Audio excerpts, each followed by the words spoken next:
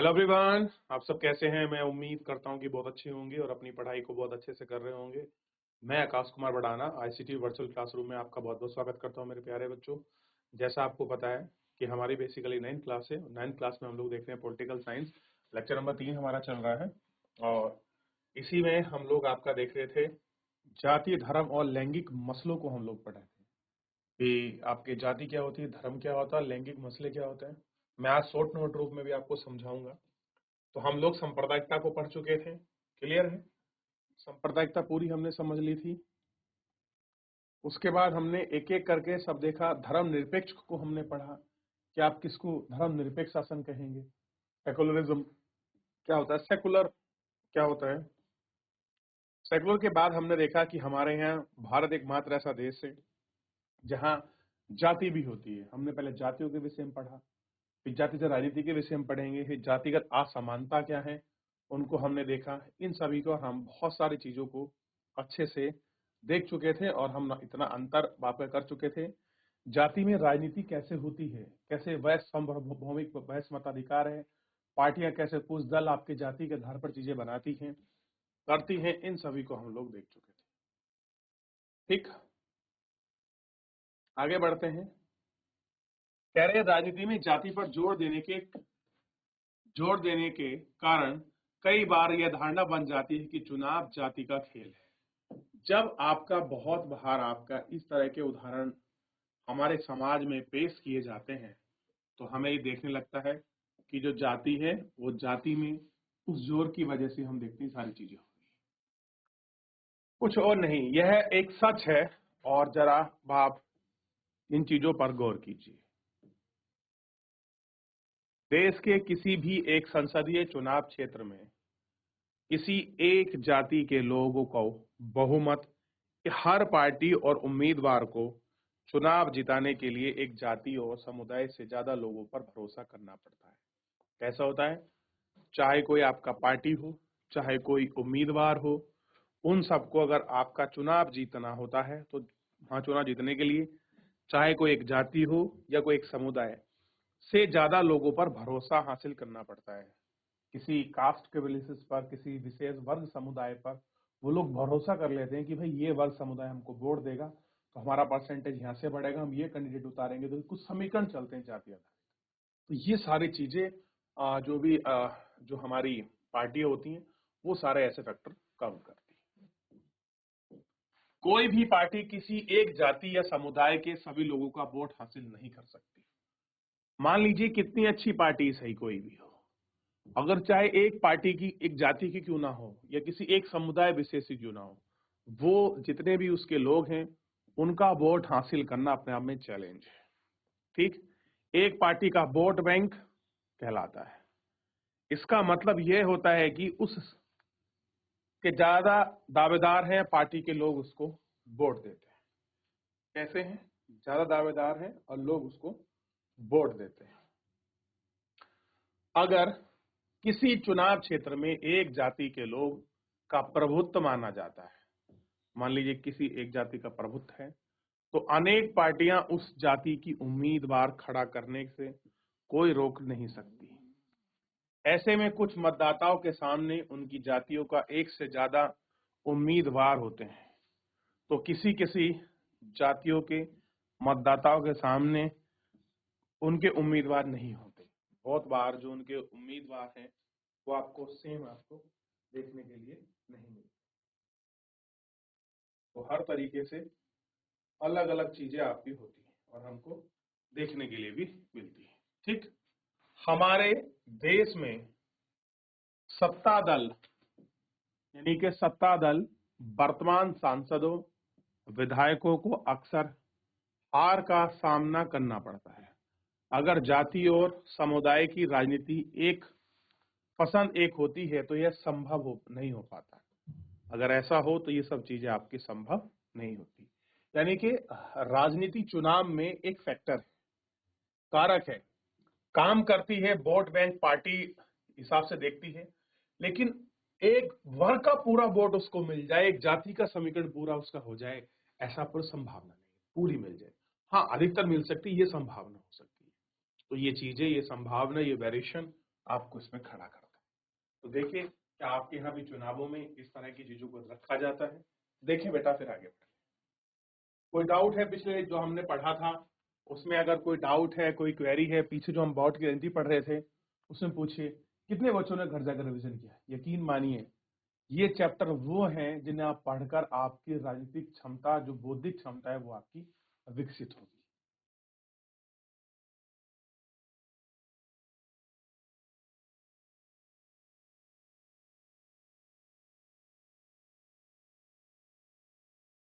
हो गया? चलिए आगे बढ़ते हैं। अब देखिए, स्पष्ट है कि चुनाव में जाति की भूमिका महत्वपूर्ण होती है। आप कह रहे हैं कि कोई भी चुनाव में क्या होती है, जो आपकी जाति है उसकी आपकी भूमिका अच्छी खासी होती है,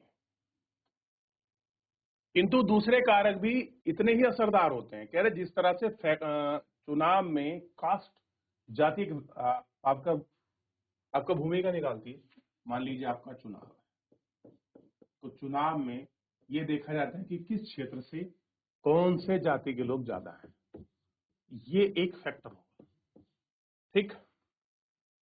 किंतु दूसरे कारक भी इतने ही असरदार हैं, यानी कि जितना जाति फैक्टर करता है, बहुत बार व्यक्ति भी आपका मैटर करता है। मतदाता अपनी जातियों से जितना जुड़ाव रखते हैं, अक्सर उससे ज्यादा गहरा जुड़ाव राजनीतिक दलों से रखते हैं। जाति या समुदाय के भीतर भी अमीर और गरीब लोगों के हित अलग अलग होते हैं।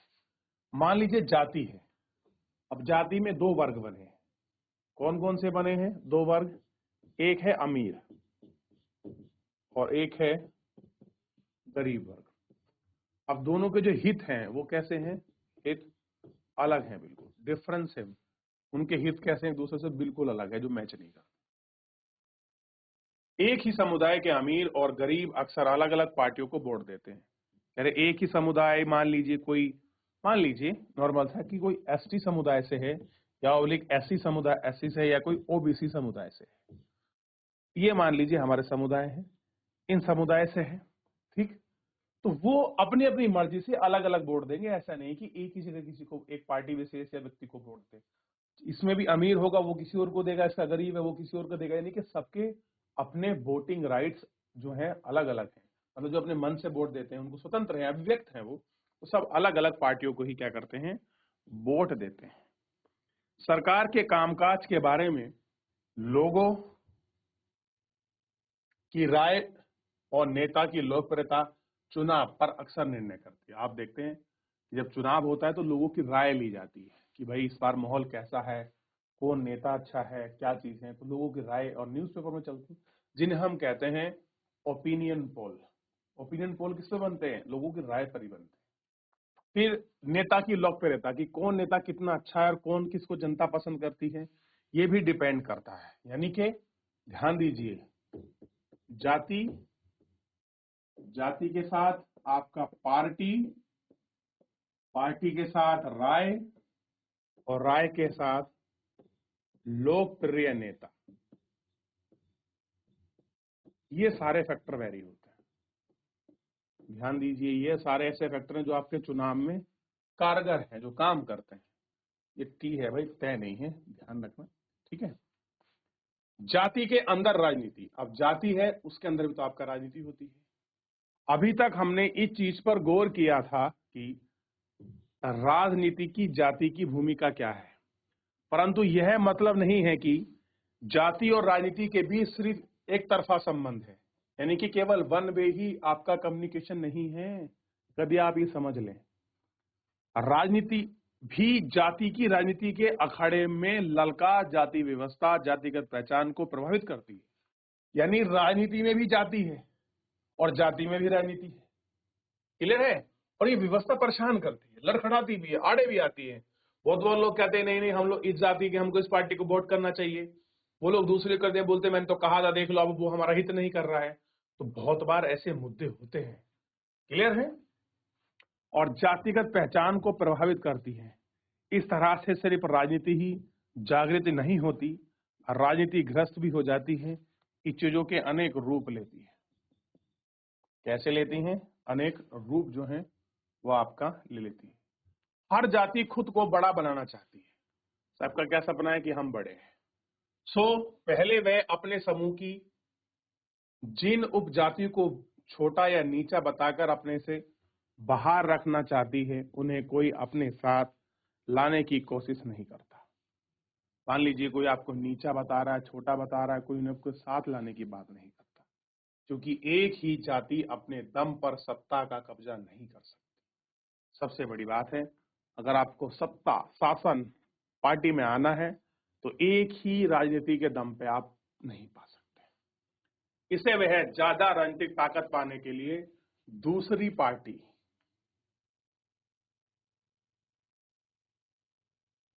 या समुदाय के साथ लाने की कोशिश करते हैं और इस तरह उनके बीच संवाद और तालमेल होता है। संवाद होता है और आपका मोल तोल होता है। राजनीति में नई किस्म की राजनीति आपका गोलाबंदी, लोगों को जमा करना, और अगाड़ा और पिछड़ा। जाति में भी दो चीज है, एक अगड़ा, मान लीजिए कोई जाति है, उस जाति में मान लीजिए कोई ए जाति थी, उसमें भी दो वर्ग हैं। अगड़ा मतलब जो आपके अमीर हैं, अमीर मान लीजिए, ठीक अच्छे परिवार से मान लीजिए जिनका है। पिछड़ा मतलब जो आपका थोड़ा सा कम अमीर है, मतलब एक नॉर्मल है, सामान्य है। तो इन्हें भी हम आप देखते हैं creamy layer, non creamy layer. ये आप क्रीमी लेयर हो गया, आपका नॉन क्रीमी लेयर हो गया। आपने देखा होगा ना, जब आपका बीपी मंडल आयोग बना था 1992 में, तो उसमें creamy layer, non creamy layer को आपका स्पष्ट किया गया था। ये उसी की आपका बात कर रहा है। तो ये वो राजनीति की भूमिका है जिनको आप अच्छे से देख सकते हैं और बात करते हैं। ठीक, एक बार देखिए, देख लीजिए, पढ़ लीजिए, पहचान लीजिए, कोई डाउट है पूछ लीजिए।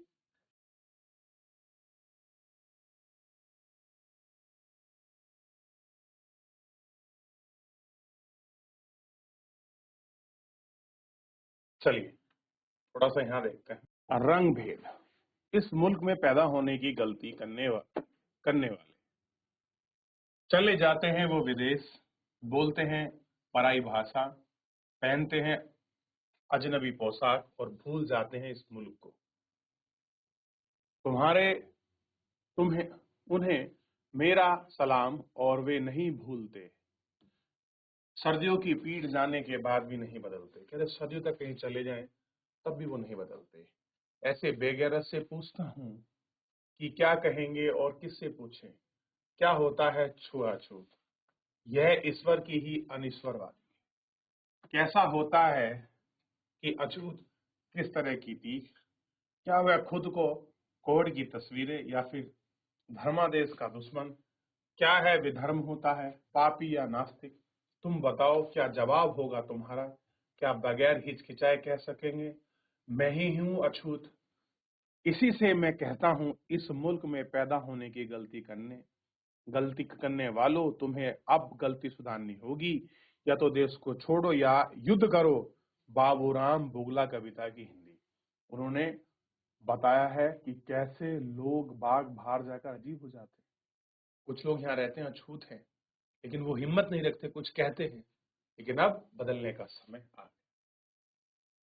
इतना हमने देख लिया, आइए आगे बढ़ते हैं। तो इस प्रकार की राजनीति में कैसी तरह की भूमिका रहती है, यानी कि राजनीति की जाति और जाति में राजनीति, ये भी अपने आप में सवाल, यानी कि टू वे कम्युनिकेशन है, not a single way communication. Clear है? अब देखिए, इस प्रकार जाति में कई तरह की भूमिका निभाती है। एक तरह से चीजें दुनिया भर की राजनीति में चलती हैं। दुनिया भर में राजनीति पार्टियां वोट डालने के लिए सामाजिक समूह और आपका समुदाय को गोलबंद करने का प्रयास करती हैं। कुछ खास स्थितियों में राजनीति और जातिगत विभिन्नता और असमानता वंचित और कमजोर समुदाय के लिए आगे बढ़ने और सत्ता में हिस्सेदारी मांगने की गुंजाइश भी पैदा करती है। किसी को हिस्सेदारी चाहिए राजनीति में, कुछ लोग मांगने की गुंजाइश करते हैं। बहुत सारे कमजोर समुदाय और वंचित असमान लोग भी हैं। इसके अर्थ में जातिगत राजनीति ने दलित और पिछड़े जाति के लोगों के लिए सत्ता तक पहुंचना, निर्णय प्रक्रिया को बेहतर ढंग से प्रभावित करने की स्थिति में पैदा की गई है। अनेक पार्टी और राजनीतिक संगठन खास जातियों के खिलाफ भेदभाव समाप्त करने लग गए। कैसा है? भेदभाव आपका समाप्त। उनके साथ ज्यादा सम्मानजनक व्यवहार। कैसा है? उनके साथ सम्मानजनक व्यवहार। उनके लिए जमीन जायदाद और अवसर उपलब्ध कराने की मांग आंदोलन करते हैं, पर इनके साथ ही सच यह है कि सिर्फ जाति पर जोर देना नुकसानदायक होगा। आप अगर किसी जाति विशेष पर ही ध्यान देंगे तो वो हमको क्या होगा? नुकसानदायक होगा। उनके लिए जमीन जायदाद और अवसर की उपलब्ध करने की मांग को लेकर आंदोलन करते थे। इसके साथ यह भी सच है कि सिर्फ जाति पर जोर देना नुकसानदायक होगा। कह रहे हैं आप अगर जाति पर जोर दोगे तो नुकसानदायक होगा। जैसा कि धर्म के मामले में स्पष्ट है कि जातिगत पहचान पर आधारित राजनीति लोकतंत्र के लिए अशुभ नहीं होती। अक्सर गरीबी, विकास, भ्रष्टाचार जैसे बड़े मुद्दों पर लोग ध्यान भटकाता है और कई बार जाति विवाद, तनाव, हिंसा का आपका बढ़ावा देता है। सब चीजें क्या देता है? इन सारी चीजों को आपका बढ़ावा देता है। ठीक है, तो ये सारी चीजें हैं। इस तरीके से जो आपका पूरा चैप्टर है आपका समाप्त हो गया। हमने कॉन्क्लूजन भी पढ़ लिया। तो एक बार पूरे चैप्टर में हमने लैंगिक मसलों को देखा और लैंगिक मसलों के साथ हम लोगों ने आपका सांप्रदायिकता को पढ़ा। सांप्रदायिकता के पास हमने धर्मनिरपेक्षता को पढ़ा। धर्मनिरपेक्षता के बाद हमने जातिगत राजनीति को पढ़ा। हमने जातीय असमानता को पढ़ा, जाति में राजनीति पढ़ा, राजनीति में जाति को पढ़ा। उन सबको पढ़ने के बाद हमने आपका कंक्लूजन पढ़ा। तो सारी चीजों को मैं स्टेप बाय स्टेप हम लोग पढ़े हैं। तो अब हम लास्ट ये उसका जो कंक्लूजन एक बार देखिए, पहचानिए, डिस्कस कीजिए, फिर हम इसके आगे बढ़ेंगे और कुछ मैं चीजें आपको लिखवा देता हूँ।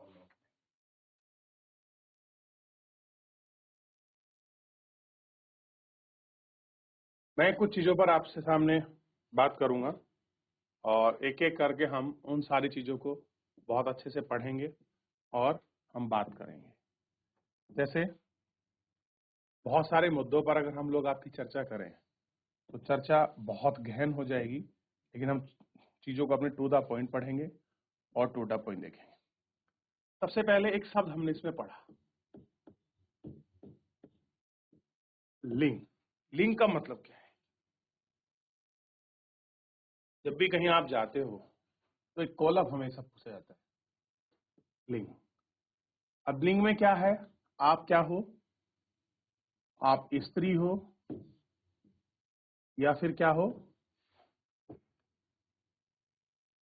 स्त्री या पुरुष, ये आपका देखा जाता है। स्त्री हैं, आप पुरुष हैं, ये सारी चीजें इसमें देखी जाती हैं। और क्या होता है कि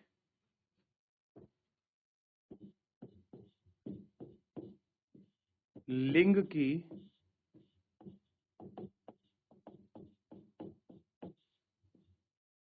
असमानता के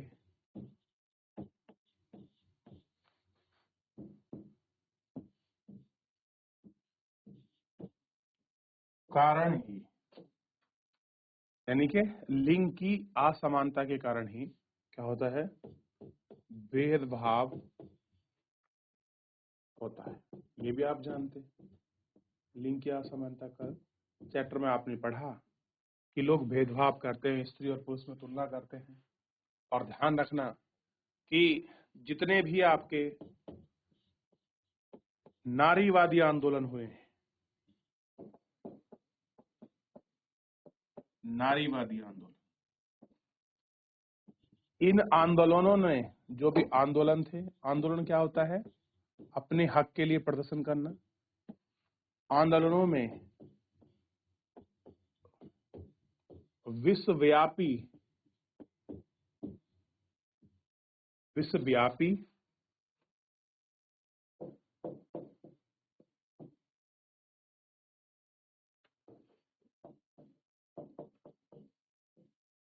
महिलाओं ने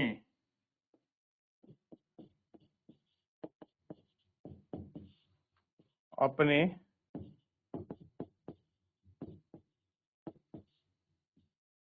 अधिकार को विश्व महिलाओं ने अपने अधिकार को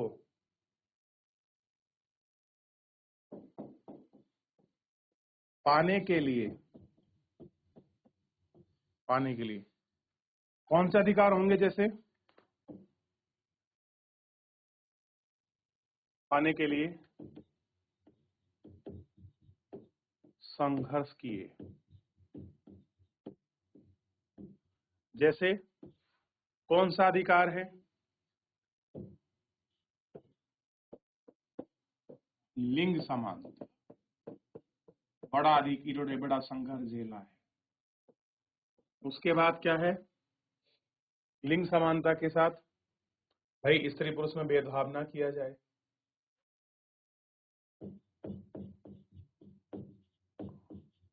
महिलाओं को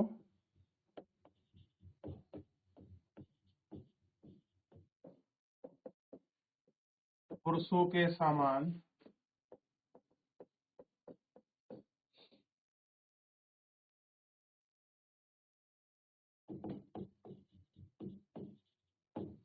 अधिकार।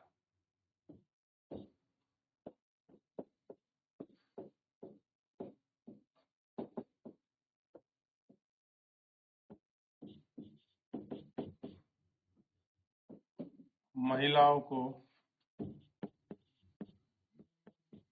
राजनीतिक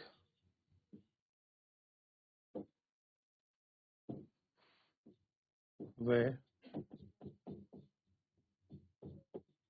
आर्थिक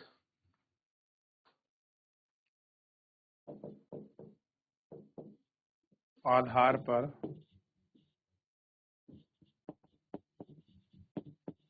अधिकार।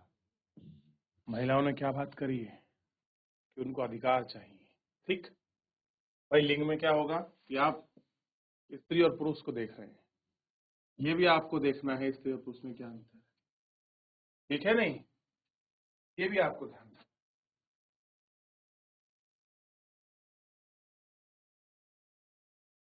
और महिलाओं ने क्या हो, व्यक्तिगत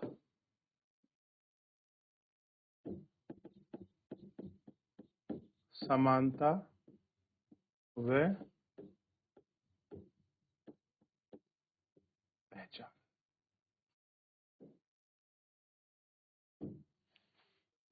की बात करें। अब महिला क्या है? आपका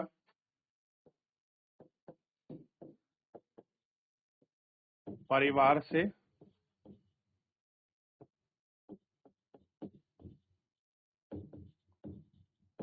निकलकर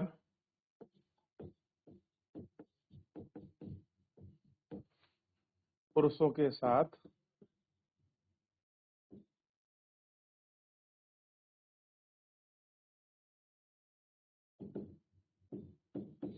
समान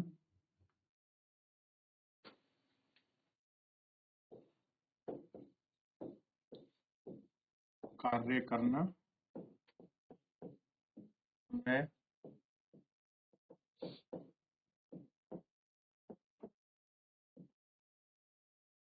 अधिकार। ठीक, ये महिला चाहती है। ठीक है, और इसी पर हम लोग आपका बात करते हैं।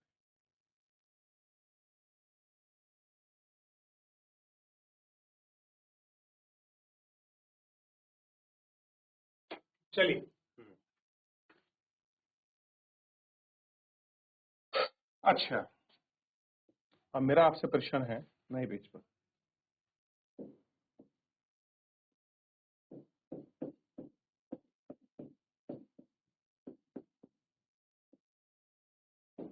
महिलाओं ने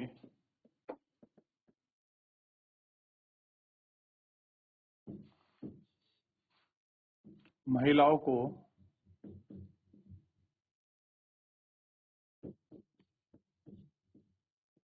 कौन कौन से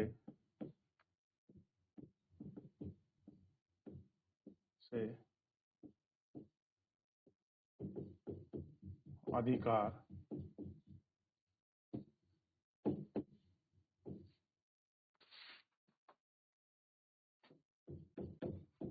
नारीवादी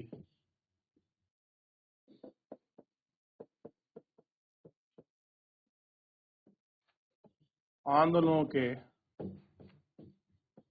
बाद ही मिले। ये आपको घर से ढूंढ के लाने और जो भी 2-4 फैक्ट पॉइंट हैं वो इसमें देख लेने। ठीक है, चलिए तो फिलहाल आज के लिए इतना ही रखेंगे। ठीक है, एक बार घर से ढूंढ कर लाइए, कोशिश करिए आप पढ़ें कुछ, इसलिए ताकि आप पन्ना पलटें घर जाकर, कुछ नया पढ़ें, चीजें मिलेंगी। तो फिलहाल मेरे प्यारे बच्चों, आज के लिए इतना ही, मिलते हैं नेक्स्ट लेक्चर में। धन्यवाद।